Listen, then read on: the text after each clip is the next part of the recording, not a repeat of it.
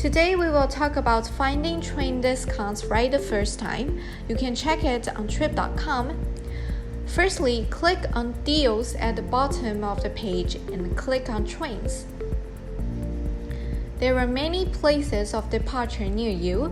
By clicking on them, you can see the recommended cheap tickets heading to multiple destinations.